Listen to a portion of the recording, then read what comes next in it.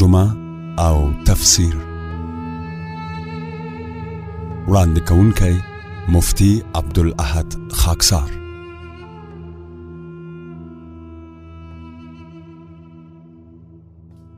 أعوذ بالله من الشيطان الرجيم. بسم الله الرحمن الرحيم. ألف لام ميم.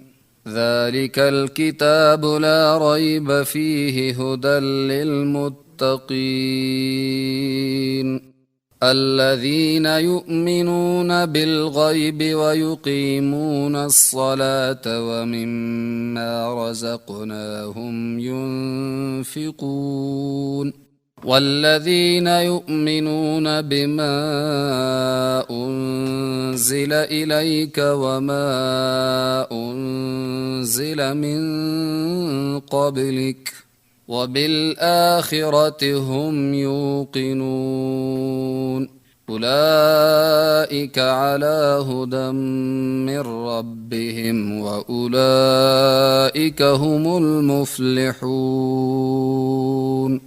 صدق الله العظيم. د شمشاد رادیو ټولو مینوالو السلام علیکم ورحمة الله وبرکاته. زه عبدالاحد خاکسار د تفسیر او ترجمه دغه خبرونه تاسو ته وړاندې کوم. هیله ده چې د صحت جامه پتن ولرئ او ورځ مو په خیر پیل کړی وي. زمونږه ترجمه د متقیانو په صفاتو کې ذکر ده او د متقیانو په صفاتو کې څو صفتونه ذکر شو. 3 صفتونو پورې ذکر شو چې یو ایمان بالغیب او بل اقامت د منځو او بل صدقه و خرج کېدل د مالو فی سبیل الله د الله په لاره کې. په هغې کې څه بحث مخکې د دې شوی و چې ایمان بالغیب څه ته وویلې او بیا اقامت د منځ باره کې علما کرامو اقوالم ذکر شو. حکمت د منځ وایو چې دا منځ ولې الله تعالی فرض که او بیا چې الله فرض که نو دا ولې 15 وخته فرض کړه، 6 نشو 9 نشو 8 یا 4. علماء کرام لیکي د منځ فرضیت د معراج په شپه باندې شوی، خو د 50 منځونو حکم ورته الله کړی. د دغې 50 منځونو د تحفې سره رسول الله مبارک راځي او د موسی علیه السلام سره مخامخ کیږي. موسی علیه السلام ته پوښتنه کوي الله څه درکړه امت د پاره؟ وایي 50 وخته منځونه. موسی علیه السلام ورته فرمایي نیشي کولی، لاړ شه الله ته چې کمی کې درته مبارک زی. د الله نه سوال کوي چې الله ما ته دا مونځ کم کا. الله تعالی ورته 15 کمی. بیا راځي، بیا موسی علیه السلام ورته وایي چې لاړ شه نیشي ادا کولی. بیا راځي موسی علیه السلام ورته همدغه الفاظو کې خبرې کوي چې لاړ شه نیشي کولی. ولې؟ دا ځکه چې د موسی علیه السلام په قوم باندې 2 وخته مونځ فرض و، لمر خاته او لمر پرېواته. لمر خاته نه مخکې سبی مونځ او لمر پرېوته نه وروسته د مازدیګر مونځ، دا دواړه پې فرض و. نو هغې نشو کولی. موسی علیه السلام ځکه ورته وایي چې بیا لاړ شه. رسول الله مبارک راځي، بیا ورته موسی علیه السلام وایي چې فرجع فاسأله التخفیف، لاړ شه د الله نه سوال وکړه چې دا منځونه درته کم کړي. حتی چې رسول الله مبارک ته د الله د جانبه 15 منځونه ورکول کیږي او بیا چې راځي موسی علیه السلام ورته بیا وایي چې فرجع فاسأله التخفیف، لاړ شه او کم د منځونو د الله تعالی نه سوال وکړه. رسول الله مبارک ورته وایي چې ما ته حیا راځي. نو رب العالمین جل جلاله ورته مهرباني کوي، ورسره وایي چې 15 وخته منځونه دي، خو ستا د امتي او منځ به زه په 10 قبلوم. نو 15 منځونه چې په 10 کې ضرب کې نو 50 منځونه شول. نو دا 15 وخته ځکه په ځای پاتې شو چې د الله اولنی حکم هم په ځای شي او ثواب د امت ته د 15 منځونو په کولو باندې د 50 منځونو ورکول کیږي. دا علما کرامو پکې لیکل کړي. بل حکمت پکې دا ده چې دا 15 وختونه ډېر عجیبه دي او منځونه هم د الله تعالی شکر گزاري ده. نو باید چې انسان په دې کې د الله شکریا ادا کړي. وای سحر وخت ډیر عجیبه دی ځکه په دې کې نه ډیره رڼا وي او نه ډیره تیاره وي، نه ډیره ګرمي وي او نه یخني وي. بله دا چې ټوله شپه یو انسان مریض وي نو د سبی وخت کې ورته لږ آرام ملو شي. که تاسو سوچ کړئ څوک پوښتنه وکړي مریض څنګه دی وي ټوله شپه ناقلاره خو دې سبی خواته لږ قلار شه. وجه دا د سبی وخت دا د سکینې او د رحمت دی، نو په دې کې رحمت نازلیږي او داسې وقت په دې 40 ساعتونو کې نشته. نو قرآن ځکه دې وخت کې د منځونو د فرضیت یادګرنه وکړه چې دا وخت ډېر عجیبه دی، نو په دې کې د الله تعالی ذکر وشي. ماسپښین وخت کې د لمر رڼا کمال ته رسیدلی، نو په هغې کې نه وړاندې کمال ته رسیږي لمر رڼا او نه وروسته، وړاندې کمی او وروسته چې ورپسې راځي کمیږي. نو دا وخت ډېر عجیبه دی. تاسې وخت په 40 ساعتونو کې نشته، نو حکم راغی چې د الله تعالی ذکر پکې وکړئ، یعنی مونځ وکړئ. مازدیګر وخت دې کې رڼا کمه ده او د شپې مقدمات راځي او لمر ته هم سړی کتلی شي، عجیبه وخت دی او الله پې قسم هم کړی په دغې وخت باندې. نو حکم راغی چې په دې 40 ساعتونو کې داسې وخت نشته دی، نو تاسو په دې کې الله تعالی یاد کړئ، مونځ پکې د مازدیګر فرض شو. 4م ماښام کې رڼا پتلو د او تیاره په راتلو د داسې وخت په دې 40 ساعتونو کې بل نشته، حکم راغی الله پکې یاد کړئ، نو ماښام مونځ فرض شو. 5م د شپې د لمونځ ذکر راغی چې د شپې وخت کې تیاره مکمله شي، رڼا نه نو اسمان پل خایس ښکاره کی، نو حکم راغی چې تاسو پکې د الله تعالی نوم یاد کړئ او د الله تعالی ذکر وکړئ، ځکه وخت عجیبه دی. او یقینا که تاسو ووتلی په کومه شپه باندې چې وریځ نه او اسمان ته وګورئ څومره ښایسته ښکاري، نو دا وخت ډېر عجیبه دی. په دې وجه باندې په دې وخت کې حکم راغی چې تاسو الله یاد کړئ او ماښام مونځ پکې فرض شو. بله دا چې د دې منځونو فرضیت علما کرام پکې یو حکمت بل هم لیکي، هغه دا دی چې دا امت ډېر عظیم امت دی، نو د الله تعالی اراده وه چې دې ته ثوابونه ډېر ورکړي. نو د دې منځونو ابتدا چې د چا نه شوې ده، الله تعالی غوښتل چې د هغې د عمل ثواب د انسان ته ورکړي. علما لیکي د سحر 2 رکعاته فرض مونځ اول آدم علیه السلام کړی او الله پې 2 احسانات کړي. یو احسان پې الله دا کړی چې دی کله راغی نو تیاره وه، وروسته تیاره الله تعالی په رڼا باندې بدله کړه. 2 انعامات پې الله تعالی وکړه، نو ځکه حضرت آدم علیه السلام 2 رکعاته مونځ ادا کړه، نو دا په امت د رسول الله مبارک باندې فرض شو. ماسپښین مونځ اول حضرت ابراهیم علیه السلام په مینا کې ادا کړی او ځکه ادا کړی چې په دې باندې الله تعالی 4 انعامات کړي. اول الله تعالی د خوب تصدیق وکړه، قد صدقت الرؤیا. 2 ورته الله تعالی بچی د حلالې نه بچ کړه.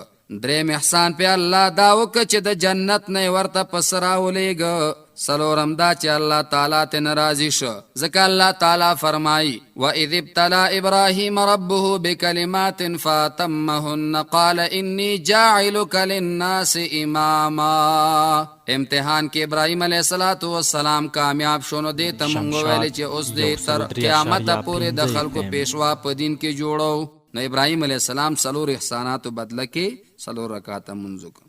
مازدیګر مونځ اول یونس علیه السلام کړی، ځکه د مازدیګر وخت کې دا د مهي د خولې نه رب العالمین جل جلاله بهر کړی، نو 4 رکعاته مونځ یې ځکه وکړه. 4 انعامات پې الله تعالی کړي. یو د مهي د خېټې تیاره وه الله د هغې نه آزاد که، بل د شپې تیاره وه الله تعالی پې رڼا راوستله. 3 د دریاب تیاره وه الله تعالی پې رڼا راوستله. 4مه دا چې دا مهی چې دی تیر کړی او بل مهی راغی هغه یې تیر که، نو الله تعالی د دې ټولو نه خلاصی ورکه. نو 4 رکعاته مونځ یې وکړه د 4 انعاماتو بدل کې. رب العالمین دغه مونځ په امت محمدي صلی الله علیه وسلم باندې فرض که.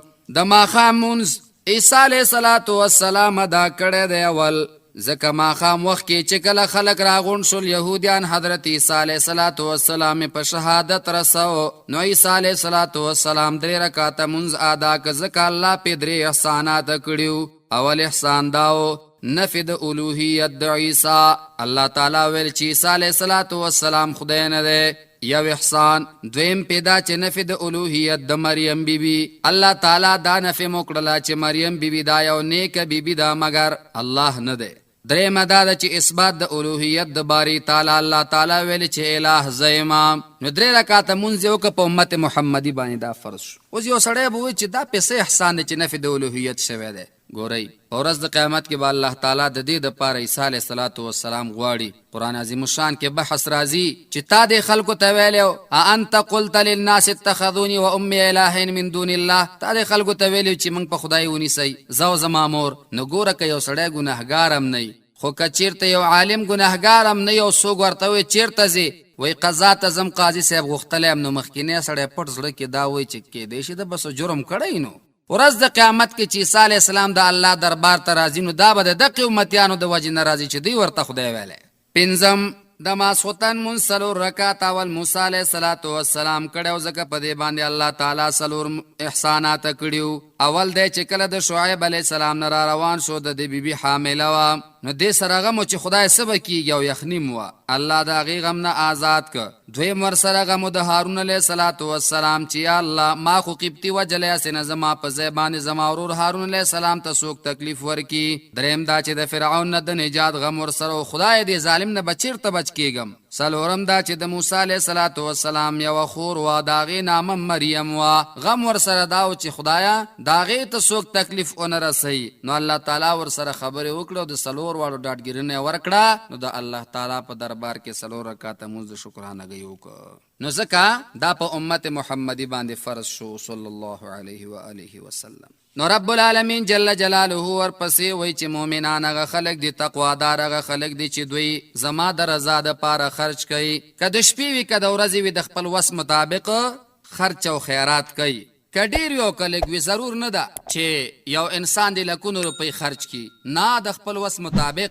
او د خیرات دپاره وخت هم مقرر نه دی، هر کله چې الله تعالی درته وس درکه خیرات کوه. سو اعمال دی علماء کرام نه کې هغې دپاره وخت مقرر نه دی، یو د الله د ذکر دپاره، دویم د درود دپاره، او دریم د خیرات او صدقې دپاره چې الله وس درکړی. کله چې د وس باندې پوره شوه لاس د پې بر شو بس صدقه او خیرات کوه. نو دا د مؤمنانو بل صفت ده. او د صدقې سره د الله تعالی غضب مړ کیږي. صدقه کوئ که لږ وي او که ډېر وي. مخکې به خلکو یو عجیب ترتیب درلوده جمعې مبارکې په شپه باندې بیان. نو هغه د اکثرو نه یې واورېدل چې په دغې شپه باندې ناروایي، نو هغې خو خاص کوونه مګر صرف په دغه شپه باندې به هغوی رخصتي بیا وه، نو هغې به په دغې شپه خیرات کوه. نو دوی د اصلاح دپاره دا خبرې وکړې، خلکو بیخي هغه صدقې او خیراتونه پرېښودل. بعضې خلک یو بل سم وایي که د صدقې او د خیرات خبره دې وکړه وایي مولوي صاحب بیا وږی شوی، ملیږه مولوي صاحب کره بل چاته ورکه، غریب ته ورکه، فقیر ته ورکه، خو صدقه کوه. صدقې کې اجر دی، صدقې کې الله تعالی احسانات ایښي دي، د الله تعالی غضب مړ کوي. الصدقه رد البلا، کم مصیبتونه چې در باندې را رواني د هغې مخه نیول کېږي. نو ضرور دا نه ده چې ته یوازې د جمعې په شپه باندې خیرات وکړې، کله چې د وس بر کېږي. که یو سړی داسې وي علما لیکي چې صرف جمعې په شپه کور ته راځي، په دې شپه باندې د رخصتي وي، کولی شي خیرات وکړي، په دې کې څه مسله نشته. دا نظر به نه لرئ چې په دغه شپه بهتر دی په نورو شپو کې بهتر نه دی، دا نظر مه لره. خیرات او صدقه چې کله د لاس برشه، الذین ينفقون اموالهم باللیل والنهار سرا وعلانیه، په شپه او په ورځ کې په پټ او په ښکاره. دا د متقیانو صفاتو. بل د متقیانو صفت دا دی والذین یؤمنون بما انزل الیک وما انزل من قبلک. والذین متقیان هغه خلک دی یؤمنون چې هغوی تصدیق کړی دی بما په هغه کتاب باندې انزل الیکا چې نازل کړی شوی دی تا ته یا رسول الله، ای محبوبه چې تا ته مې کوم کتاب درکړی په هغوی باندې دوی تصدیق کوي، وایي چې دا د الله کتاب دی، د قرآن د منلو تصدیق کوي. د کافر غوندې عقیده نه لري چې هغوی به ویلې بل قالوا اضغاث احلام بل افتراه بل هو شاعر. داسې نه وی، داسې نه وایي د کافر غوندې چې هغوی وایي قرآن عظیم الشان افسانې دي او قصې دي، نه بلکې پوره تصدیق سره دا مني چې دا د رب العالمین جل جلاله د طرفه راغلی کتاب دی، په محمد رسول الله صلی الله علیه وسلم باندې تصدیق کوي. الحمدلله مونږ تاسو تصدیق کړی. وما او په هغه کتاب باندې انزلا چې نازل کړی شوی دی من قبلکا مخکې ستانه، یعنی هغه کتابونه چې ستانه مخکې راغلي په هغې باندې د دوی تصدیق وي، داسې مني چې دا د الله د طرفه کتابونه دي. نو چې دا دې ومنله نو بیا احکام ولې نه منې؟ لکه موږ مسلمان دا عقیده لرو چې تورات، زبور، انجیل دا ټول من جانب الله دي، د الله د طرفه راغلي، او قرآن هم نو ولې بیا یوازې په قرآن باندې عمل کوو او په هغې نورې کتابونو نه کوو؟ نو جواب یې دا دی چې یو خو هغه کتابونه منسوخ شوي دي، د هغې دور هغه ختم شو، قرآن عظیم الشان راغی نو د عمل قابل دا پاتې شو. دویمه دا ده چې آسماني کتابونه څومره دي هغه محرف شوي، تحریف پکې شوی، بدل کړي د خلکو پکې ګوتې وهلي. که نه اوس هم دنیا ته د مسلمانانو زموږ د طرف نه چیلنج دی چې آسماني تورات دې څوک راوړي، آسماني انجیل دې راوړي، آسماني زبور دې راوړي. هیڅوک هم نشي پیش کولی، مګر موږ په چیلنج سره وایو چې کوم قرآن دلته دی الحمدلله هغه به په عربو کې وي، هغه به په مکه معظمه کې وي، په مدینه منوره کې به وي، د یو معصوم په سینه کې به محفوظ همغه یو قرآن دی. نو چې هغې باندې عمل پاتې نشو، منل به یې داسې به مني چې د الله د طرفه راغلي کتابونه په خپل وخت کې حق دینو، مګر اوس د عمل قابل ځکه پاتې نه دي چې خلکو پکې ګوتې وهلي. اصل کې علما وایي د قرآن کې چې کوم احکام دي دغه تورات کې هم داسې وو، خو لیکن انجیل کې هم داسې یا زبور کې، خو لیکن هغې کې ګوتې ووهل شوې نو ځکه هغه محرف شو، تحریف شو. نو قرآن صحیح ترجمانی د هغې کتابونو کوي. وما انزل من قبلک، هغه چې ستا نه وړاندې نازل شوی هغه کتاب په هغې باندې هم تصدیق کوي. یو ځل عیسویانو باندې مسلمانانو اعتراض وکړه چې ستاسو آسماني کتاب کومه دی موږ ته وښیئ. نو هغې دا کتابونه انجیل ډېر زیات شوی او ځای په ځای دې کلي کې یو انجیل و هغې کې بل یو هغې کې بل. نو دا خبره د دوی مشر اعلی حکامو پادریانو ته ورسېده. نو هغې ویله چې دا خبره خو حقیقت کوي، دا ټول راغونډ کوي.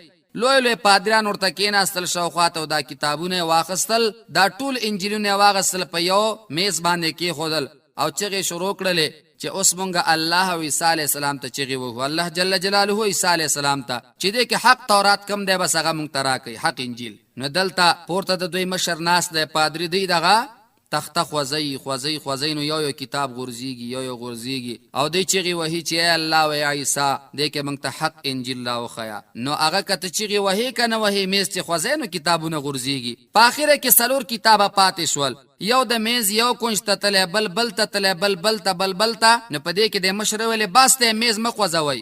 سړی ورته یې صاحب پرېږده چې لږ یې وخوځومه چې یو کتاب پاتې شي. او ورته یې قمقله که دې وخوځو 4 واړه کونجونه کې د 4 واړه غورځېږي بې کتابه پاتې کېږو. نو اوس چې د یو کتاب انتخاب انسان په خپله وکړي نو هغه به څه آسماني دین پاتې شي. نو د متقیانو صفت دا دی چې هغوی ایمان لري په هغه کتاب باندې چې تا ته درکړی شوی دی، رسول الله مبارک ته وایي، او په هغې کتاب چې ستا نه مخکې نازل شوی هغه مخکیني کتابونه ټول ته مراد دي. وبالآخرت، او په آخرنۍ ورځ یعنې په وروستنۍ ورځ هم یوقنون، دوی یقین کوونکي دي چې هغه به راځي. علما لیکي وبالآخرت کې به ورته مضاف راوباسي لکه وبیوم الآخرت، په ورځې د آخرت، یا به ورته موصوف ولګی وبالیوم الاخرت وبالدار الاخرت، په ورځ د آخرت، په کور د آخرت هم یوقنون، دوی یقین لري. نو آخرنی کور جنت دی د مؤمن دپاره او آخرنی کور جهنم دی د کافر دپاره. او قیامت ته ځکه آخرنۍ ورځ وایي چې عام عادت دا دی چې ورځ پسې شپه راځي، خو د قیامت نه بعد شپه نه راځي او نه بیا لمر راخیږي، نو ځکه ورته آخرنۍ ورځ ویلی شوې ده. بما انزل الیک نه مراد قرآن کریم دی، یوازې قرآن کریم نه، هغه ټولې معجزې او هغه ټول تعلیمات چې الله تعالی د طرف نه ورکړی شوي محمد رسول الله صلی الله علیه وسلم ته، په دې ټولو به د ایمان او عقیده لري. بما انزل الیک، لکه معنا به داسې شي والذین متقیان، هغه خلک دی یؤمنون چې دوی تصدیق کړی دی یعنی یقین لري بما پاغ معجزې باندې، بما پاغ تعلیماتو باندې، بما پاغ کتاب باندې، بما پاغ تربیت باندې انزل الیکا چې درکړی شوي دي تا ته محبوبه، چې تا ته د الله د طرف نه ټولې معجزې درکړی شوي دي، تربیت درکړی شوی دی. نو متقیان هغه خلک دي چې دا ټول به تسلیموي چې دا من جانب الله دي، یعنی قرآن او حدیث معجزې ټول ته مراد دي، ځکه دا وحی ده. او وحی په 2 قسمه علماء کرام یادی، وحی جلی او وحی خفی.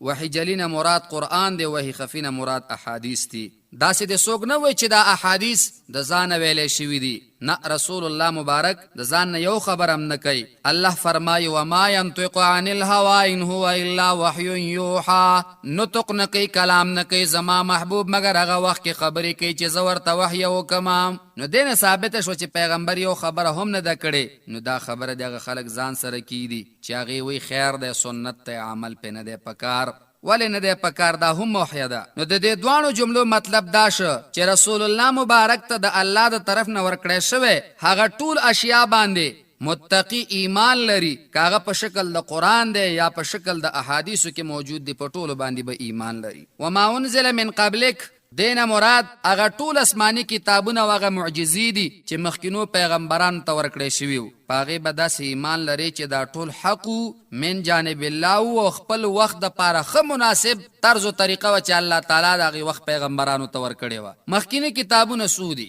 نو یو روایت د علماو دا دی چې کوم عام مشهور خلک وایي چې هغې کې 4 غټ کتابونه یادوي، 100 صحیفې او 4 کتابونه، او بل قول دا دی چې 114 کتابونه دي. تقسیم علما داسې کوي، 10 صحیفې ورکړی شوې وې آدم علیه السلام ته، 50 صحیفې ورکړی شوې وې شیس علیه السلام ته، 10 صحیفې ورکړی شوې وې ادریس علیه السلام ته، 10 صحیفې ورکړی شوې وې ابراهیم علیه السلام ته. صحیفه څه ته وایي؟ واړه واړه کتابونه. او 4 غټ کتابونه د الله د طرفه راغلیو، تورات په حضرت موسی علیه السلام، انجیل په حضرت عیسی علیه السلام، زبور په حضرت داود علیه السلام، قرآن پاک په محمد رسول الله صلی الله علیه و آله وسلم په دوی باندې نازل دی. په دې ټولو به داسې ایمان او عقیده لري چې دا ټول من جانب الله دی، د الله د طرف نه حق راغلی. صحیح ده چې په مخکینو کتابونو کې وروسته تحریف شوی دی، نو د عمل خبره تې ووتله. د عمل جوګه یوازې قرآن عظیم الشان دی، په احکامو به د دې عمل کولی شي او باقي به منلی کېږي ټول، هغې ټولو باندې به دا عقیده لري چې دا د الله له جانبه وو. وبالآخرة هم یوقنون، او په آخرانۍ ورځ، په وروستنۍ ورځ دوی یقین لري. علماوی آخرت ته آخرت ځکه وایي چې دا وروسته راتلونکی دی، او دنیا ته دنیا ځکه وایي چې معنا یې د نږدې، نو موږ ته نږدې ده په اعتبار د آخرت سره. دلته یو خبره چې ایمان بالغیب کې خو آخرت هم شاملو، خو بیا هم ذکر صراحتاً ولې راغی، ولې الله تعالی ذکر صراحتاً وکړو؟ ځکه ایمان بالغیب کې خو آخرت شاملو، او وجه دا ده چې دا خو اهم جز دی په ایمان بالغیب کې. علما لیکي چې دا اهم جز دی په ایمان بالغیب کې، نو ځکه یاد شو چې یاد لرو خبره دا ده چې آخرانۍ ورځ، وروستنۍ ورځ چې د قیامت دا ګوره ایمان بالغیب کې ضرور دی. ولې د دې نه بعد بله زندګي ستا شروع کیږي، ځکه د قیامت د حشر نشر حساب او کتاب بدله د اعمالو ټول هم دې ورځ باندې پوره کیږي او په دې ورځ تړلي دي، بلکې د مرګ نه وروسته د عالم برزخ احوال دا ټول په دې کې شامل دي. او دا ټول به داسې منې لکه څنګه چې رسول الله مبارک بیان کړي، دا ټول به داسې منې چې څنګه رسول الله مبارک بیان کړي،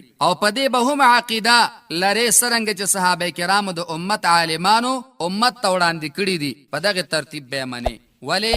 وجه دادا کستا عقل منی او کنه منی، کستا عقل تسلیمی کنه تسلیمی تبع منی. علماء کرام وایي چې عقیده د آخرت هغه عقیده ده چې د انسان اندرونی جذبات او خواهشات په لاره برابروي. نور د دنیا یو نظام هم د انسان په اندرونی اعمالو قبضه نشي پیدا کولی، د همدغې عقیدې برکتو چې هغه خلک چې چا په حکومت کول نه غوښتل عرب، دې مبارکې عقیدې د آخرت د هغې خلکو نه صحابه کرام جوړ کړه. افسوس چې نن په مسلمانانو کې د دې عقیدې کمزوري راغلی، نو ځکه د مسلمانانو معاشره یو ورځ نه بلې ته بدتره روانه ده. بله دا د هم یوقنون پکې ویلې، مخکې د ایمان خبرې روانې وې، دلته هم داسې پکار و چې هم یؤمنون، وبالآخرة هم یؤمنون به ویلې وې، یوقنون ولې ویلې؟ نو علماء کرام د دې فرق داسې کوي چې د ایمان مقابله کې تکذیب راځي او د یقین مقابله کې شک او تردد راځي. نو په دې کې دې طرف ته اشاره شوې ده، او دا فرق ځکه شوی چې د آخرت زندگی یوازې تصدیق نه پوره کوي، بلکې په دې به یقین داسې لري لکه یو څیز چې د سترګو ته مخامخ وي. لکه حضرت علی صاحب قول ما پیش کړو چې علی صاحب وایي که د دې ټول عالم نه پردې لرې شي زما په ایمان کې زیاتی نه راځي. ولې؟ ما دا ټول بغیر د لیدلو نه داسې منلي لکه یو انسان چې یو څیز په خپلو سترګو لیدلی، نو داسې به یې منې. دا د متقیانو صفات شو. د دغه صفاتو خاوندانو باره کې الله تعالی فرمایي اولئک علی هدی من ربهم، اولئک دغه کسان علی هدی په هدایت دی من ربهم د طرفه د خپل ربنا، و اولئک هم المفلحون او هم دغه کسان کامیاب دي.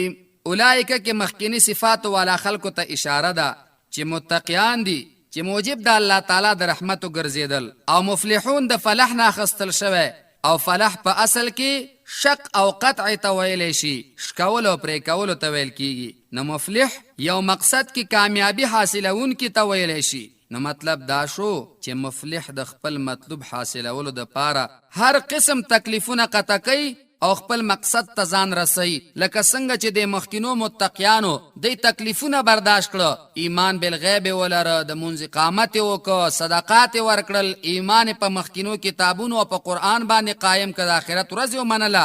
څومره تکلیفونه چې په دوی راله دی دا ټول ومنل، د هغې نه بعد دوی د فلاح او کامیابۍ لاره باندې روان شو. نو باید چې مسلمان ځان ته مسلمان وي چې دغه صفات په ځان کې راولي. رب العالمین جل جلاله دې وکړي چې زمونږ او ستاسو عقیدې د قرآن او د حدیث مطابق برابر شي. تر بلې خپرونې پورې په لوی او بخونکي ذات مو سپارم. السلام علیکم ورحمت الله وبرکاته.